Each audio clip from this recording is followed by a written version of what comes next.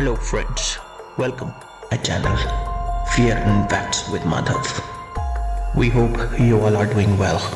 आज मैं आपको एक ऐसी आत्मा के बारे में बताने जा रहा हूँ जो शिमला की खूबसूरत वादियों में लोगों को बार बार अपने होने का एहसास दिलाती रहे। बिना देर किए let's dive into the story.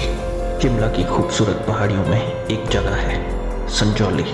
दिन के उजाले में यह रास्ता बेहद शांत और हरा भरा लगता है, लेकिन जैसे ही सूरज डूबकर एक मोड़ पर घना जंगल आता है, उसी मोड़ पर है एक पुरानी बावड़ी। इस बावड़ी से पानी निकलता रहता है और इस बावड़ी को लेकर कई कहानियां हैं। लोग कहते हैं इस बावड़ी के और जंगल के आसपास रहती है एक चुड़ैल। कहते हैं जब भी कोई गाड़ी वहां से गुजरती है, चुड़ैल मुस्कुराते हुए उसके पीछे पीछे दौड़ती है। कई ड्राइवरों ने तो यहाँ तक बताया है कि उन्होंने उसे अपनी गाड़ी की पिछली सीट पर बैठे हुए देखा है। लेकिन ये चुड़ैल है कौन? क्या है इसकी कहानी? बहुत से बड़े बुजुर्ग, बहुत से पुराने शिमला के और संजौली के निवासियों ने इसके बारे में अलग अलग कहानियाँ बताई हैं, लेकिन जो सबसे ऑथेंटिक कहानी है वो मैं आज आपके सामने पेश करने जा रहा हूँ। इतिहास कहता है कि जब भारत में मुगल साम्राज्य ढल रहा था और अंग्रेज़ों का राज बढ़ रहा था, तब यहाँ एक औरत रहती थी। वो टोने टोटके और काला जादू जैसी एक्टिविटीज़ को किया करते थे। स्थानीय निवासी और गांव के लोग उससे बेहद परेशान थे।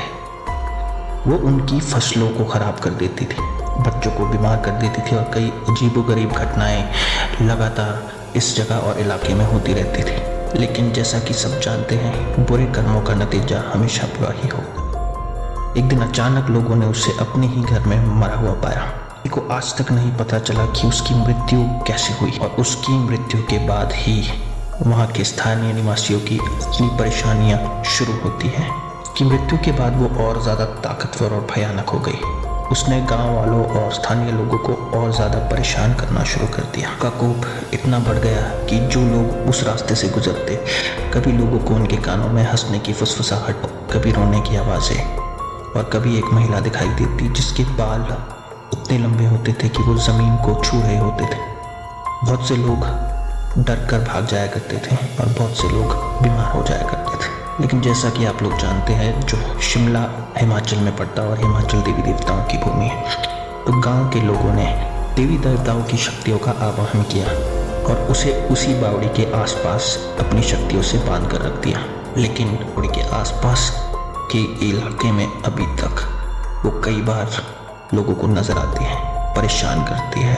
कभी कभी बेसुध होकर आप चलती हुई गाड़ी के आगे पीछे दौड़ती है कि जब वो आपके सामने आती है या किसी के भी सामने जाती है, सामने वाला व्यक्ति अगर डर जाए तो उसके डर से ही वो अपनी शक्ति को और बढ़ा लेती है। जितना सामने वाला व्यक्ति डरता जाता है, ये चुड़ैल उतनी ही आकार में बड़ी और भयानक होती जाती है।